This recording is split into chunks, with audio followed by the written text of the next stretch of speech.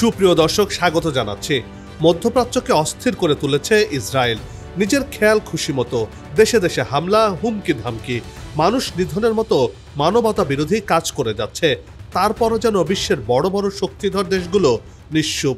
কিন্তু এই অন্যায় আর জুলুমবাজদের রুখতে থেমে নেই ইরান, ইয়েমেন সহ ফিলিস্তিনিদের স্বাধীনতাকামী গোষ্ঠীরা। প্রতিবাদ জানিয়ে আসছে তারা। এতেই খাবি খাচ্ছে দখলদার ইসরায়েল। একের পর এক সেনা ঘাঁটি তছ নছ হয়ে যাচ্ছে ইসরায়েলের।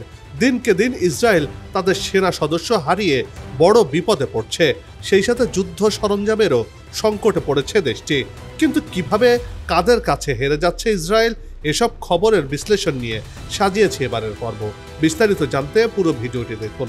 দর্শক, চলুন চলে যাই মূল ভিডিওতে।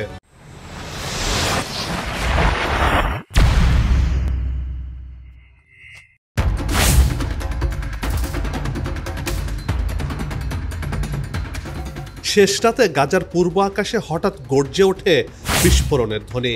খান ইউনিসের আবাসন আল কাবেরি এলাকায় ঘুমন্ত শহর জেগে ওঠে ধোঁয়া আর আতঙ্কে। ভোরের আলো ফোটার আগেই খেলা শেষ। এমন হামলার শিকার হতে হচ্ছে ইসরায়েলি সেনাদেরকে।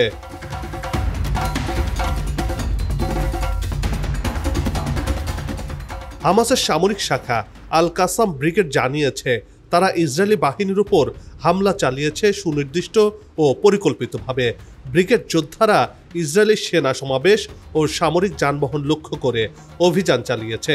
তাদের নিশানায় ছিল একটি মার্কাভ ট্যাঙ্ক এবং সাজোয়া বহর এপিসি ইয়াসিন 105 নামক এন্টি আর্মড রকেট ছুড়ে তারা এই যানগুলোকে ধ্বংস করেছে।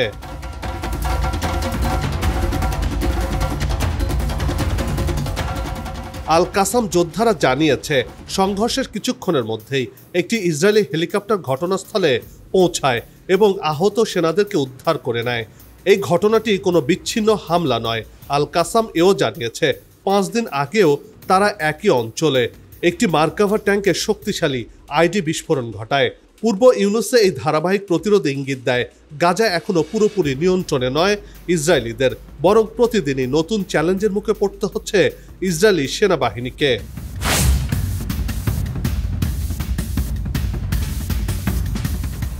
মধ্যপ্রাচ্যে ইসরায়েলি আগ্রাসনের কারণে উত্তেজনা প্রতিনিয়ত বাড়ছে।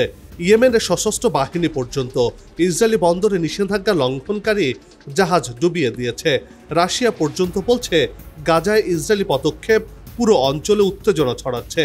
গাজা যুদ্ধ শুরুর পর থেকে ফিলিস্তিনিদের প্রতি সমর্থন জানিয়ে ইসরায়েলে ক্ষেপণাস্ত্র ও ড্রোন হামলা চালিয়ে আসছে ইরান সমর্থিত হুতি বিদ্রোহীরা।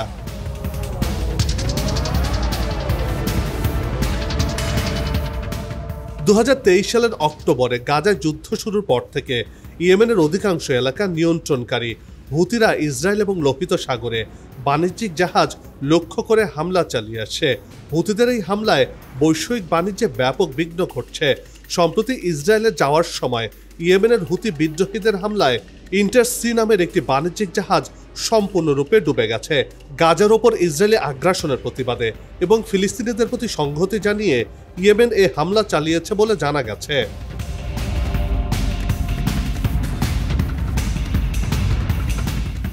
হুতি সামরিক মুখপাত্র ইয়াহিয়া সারি জানিয়েছেন ইন্টারনেটি সি ইসরায়েলের দিকে যাচ্ছিল। এ সময় তাতে হামলা চালানো হয়। হামলার 2 দিন পর 9 জুলাই জাহাজটি সম্পূর্ণরূপে ডুবে যায়। হামলার পর হুতি যোদ্ধারা জাহাজের বেশ কয়েকজন নাবিককে উদ্ধার ও চিকিৎসা সেবা প্রদান করেছে এবং নিরাপদ স্থানে নিয়ে গেছে। তবে 4 জন নিহত এবং আরও অন্তত 15 জন নিখোঁজ হয়েছে বলে রয়টার্সের খবরে দাবি করা হয়েছে।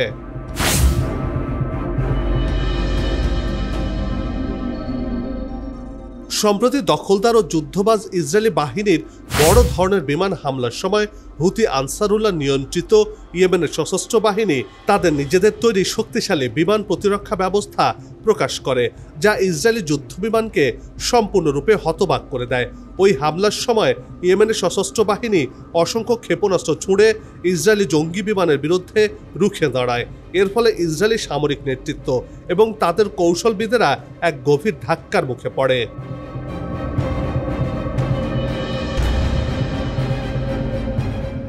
হুতি নিয়ন্ত্রিত ইয়েমেনের সামরিক বাহিনী বারবার ঘোষণা দিয়েছে যে তারা ফিলিস্তিনিদের অধিকার ও স্বার্থ রক্ষায় কোনো আপোষ করবে না। একই সঙ্গে দখলদার ইসরায়েল কর্তৃক চালানো গণহত্যা ও অপরাধমূলক কর্মকাণ্ডের বিরুদ্ধে দৃঢ় প্রতিরোধ গড়ে তুলবে। এই অবস্থান থেকে সাম্প্রতিক সময়ে ইয়েমেনের দফায় দফায় ক্ষেপণাস্ত্র হামলা দখলীকৃত ফিলিস্তিন ভূখণ্ডে ইসরায়েলিদের নিরাপত্তাহীনতার মুখে ঠেলে দিয়েছে।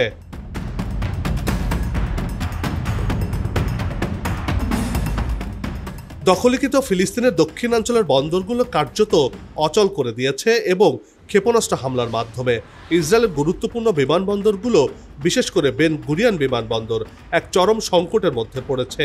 এই পরিস্থিতির জবাবে ইসরায়েল সম্প্রতি ইয়েমেনের হুদাইদা বন্দর, রাস ইসা এবং হুদাইদার বিদ্যুৎ কেন্দ্রে হামলা চালিয়েছে।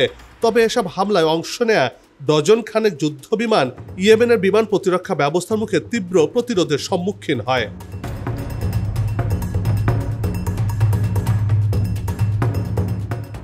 এ বিষয়ে হুতি আনসারুল্লাহ নিয়ন্ত্রিত ইয়েমেনি সামরিক বাহিনীর মুখপাত্র ব্রিগেডিয়ার জেনারেল ইয়াহিয়া সারি জানিয়েছেন, ইসরায়েলের জেটগুলো ইয়েমেনি আকাশসীমায় ঢোকার চেষ্টা করলেও নিজস্বভাবে তৈরি বিমান প্রতিরক্ষা ব্যবস্থা তাদের লক্ষ্য করে ভয়াবহ গোলাবর্ষণ শুরু করে। এতে বহু যুদ্ধ বিমান ভয়ে ফিরে যায় এবং পরাজয়ের স্বীকৃতিস্বরূপ ইয়েমেনের আকাশসীমা ছেড়ে দ্রুত দখলীকৃত ফিলিস্তিনে ফিরে যায়।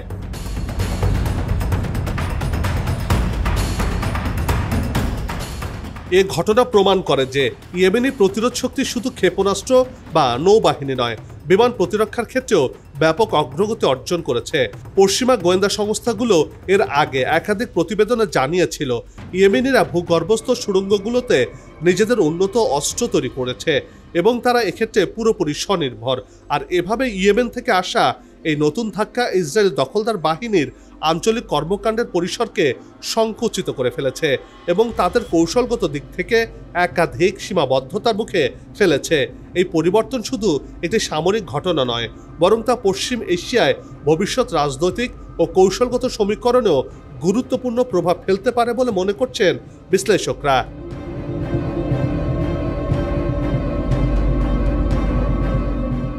গাজা উপত্যকায় ইসরায়েলি বাহিনীর অভিযান গিডিয়নস চ্যারিয়েট শুরু হওয়ার পর থেকে ইসরায়েলি বাহিনীর হতাহতের সংখ্যা ব্যাপক মাত্রায় বৃদ্ধি পেয়েছে এবং সাম্প্রতিক সপ্তাহগুলোতে খান ইউনুস ও সোজাউয়া এলাকায় প্রতিরোধ যোদ্ধারা ধারাবাহিকভাবে প্রতিরোধ করে যাচ্ছে। সাম্প্রতিক সপ্তাহগুলোতে গাজায় সংঘাতের গতিপথে উল্লেখযোগ্য পরিবর্তন এসেছে। ইসরায়েলি কর্তৃপক্ষের ব্যাপক সেন্সরশিপের পরও ইসরায়েলি সেনাদের হতাহতের খবর প্রকাশ পাচ্ছে। এর প্রভাব পড়ছে ইসরায়েলের সামরিক বাহিনীতে। এর ফলে তাদের অনেকেই যুদ্ধের ধারাবাহিকতা নিয়ে ক্ষুব্ধ হয়ে উঠেছেন এবং কেউ কেউ রিজার্ভ বাহিনীতে কাজ করতে অস্বীকৃতি জানিয়েছেন।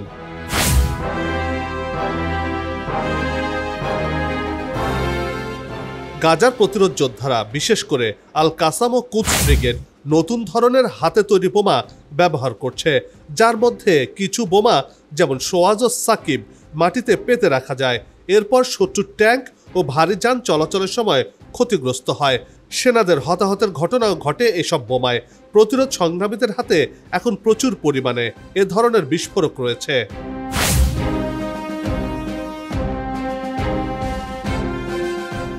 ফিলিস্তিনের প্রতিরোধ সংগ্রামীদের অভিযান পরিচালনার কৌশলগত ক্ষমতা বেড়েছে কয়েক গুণ। তারা বিভিন্ন এলাকায় দক্ষতার সাথে বড় ধরনের অভিযান চালাচ্ছে। এ ধরনের অভিযান বেশিরভাগ ক্ষেত্রে বড় আকারের বোমার বিস্ফোরণের মাধ্যমে শুরু হয়, তারপর মাঝারি ও হালকা মেশিনগান দিয়ে গুলি চালানো হয়। কয়েকদিন আগে সোজাইয়াতে পরিচালিত অভিযানটি এমনই ছিল। এ ধরনের মিশ্র কৌশলের অভিযানের গুরুত্বপূর্ণ বৈশিষ্ট্য হলো তারা শত্রু সৈন্যদের যথাযথ প্রতিক্রিয়া জানানোর সুযোগ দেয় না। এর ফলে শত্রুরা ভুল সিদ্ধান্ত নিতে বাধ্য হয় এবং তুলনামূলক বেশি ক্ষয়ক্ষতির মুখে পড়ে।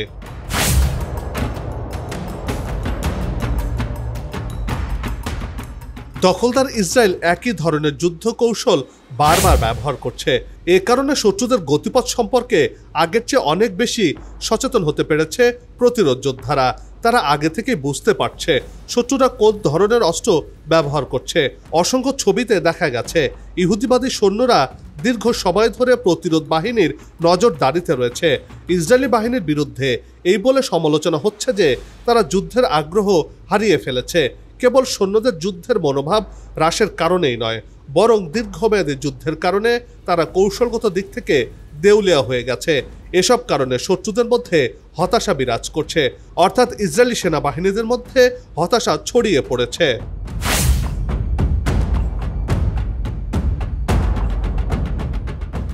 ইহুদিবাদী বাহিনীর মধ্যে হতাহতের সংখ্যা বৃদ্ধির চতুর্থ কারণ হলো ইসরায়েলি সেনাবাহিনী তাদের অভিযানে বাতিল সরঞ্জামগুলো বারবার ব্যবহার করছে। এর ফলে প্রতিরোধ বাহিনীর অভিযানের ফলে ক্ষয়ক্ষতি এবং হতাহতের সংখ্যা বেড়েছে। সাম্প্রতিক মাসগুলোতে ইহুদিবাদীরা একেবারে পুরনো ও জীর্ণ ট্যাঙ্ক এবং সাজোয়া যান ব্যবহার করছে। এগুলো এখন অনেক ক্ষেত্রে বিস্ফোরণের ফলে সম্পূর্ণরূপে ধ্বংস হয়ে যায় বা পুড়ে যায়। ইসরায়েলি সেনাবাহিনী সরঞ্জামের ঘাটতির কারণে এমনটি ঘটছে, অর্থাৎ তারা পুরনো অস্ত্র বারবার ব্যবহার করছে। ইহুদিবাদী সেনাবাহিনীর প্রধান ইয়াল জামিরও এই দায়িত্ব গ্রহণের সময় এই বাস্তবতার কথা তুলে ধরেছিলেন।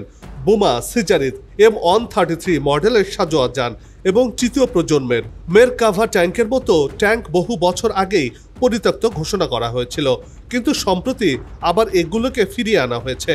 ইসরায়েলি সেনাবাহিনীতে D9 বুলডোজারের ঘাটতি দেখা দিয়েছে। এখন তুলনামূলক কম নিরাপত্তার সরঞ্জাম, সাজোয়া যান এবং ট্যাঙ্ক ব্যবহার করা হচ্ছে। এর ফলে প্রতিরোধ বাহিনী সহজেই তাদের সরঞ্জামগুলোকে ঘায়েল করতে পারছে, আর ইসরায়েলি সেনাদের হতাহতের সংখ্যা বাড়ছে।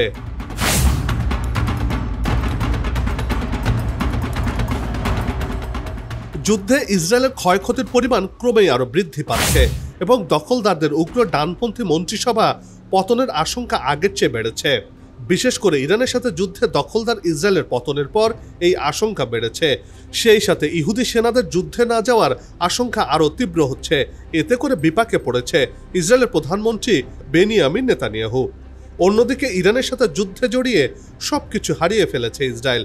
নিজের গদি ঠিক রাখতে এবার হামাসের সাথেও যুদ্ধবিরতিতে যেতে বাধ্য হচ্ছেন মিস্টার নেতানিয়াহু।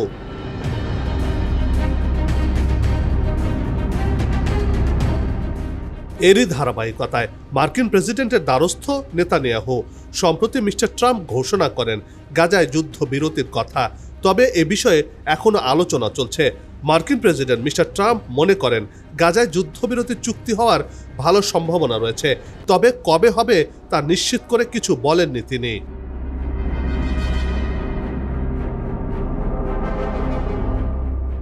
এদিকে গাজায় যুদ্ধবিরতির সম্ভাবনা নিয়ে আলোচনায় এক ধাপ এগিয়েছে ফিলিস্তিনের স্বাধীনতাকামী সংগঠন হামাস। মানবিক সহায়তা ও সংঘাত বন্ধের লক্ষ্যে গোষ্ঠীটি ইসরায়েলের 10 বন্দীকে মুক্তি দিতে সম্মত হয়েছে। তবে তারা একই সঙ্গে সতর্ক করে বলেছে ইসরায়েলের কঠোর অবস্থান আলোচনাকে জটিল করে তুলেছে, এমন খবর দিয়েছে আল জাজিরা।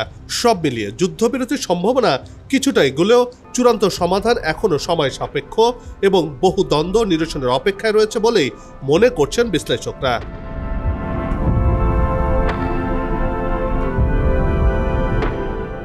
বন্ধ হোক যুদ্ধ, বিগ্রহ, হানাহানি, শান্তিময় হোক বিশ্ব, এমন প্রত্যাশা রেখে পর্ব থেকে বিদায় নিচ্ছে।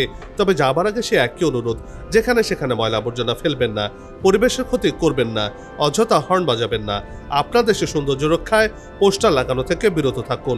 যদি চ্যানেলটিতে নতুন হয়ে থাকেন, ভিডিওটি ভালো লাগে, তাহলে চ্যানেলটি সাবস্ক্রাইব করে ভালোবাসায় আবদ্ধ করবেন। ভালো লাগা না লাগার বিষয়টি কমেন্টে লিখে জানাবেন। কি ধরনের ভিডিও দেখতে চান তাও জানানোর অনুরোধ রইল। আবারও হাজির হব নতুন কোনো খবরের বিশ্লেষণ নিয়ে। নিজে ভালো থাকুন, দেশকে ভালো রাখুন, আমাদের সাথেই থাকুন। ধন্যবাদ।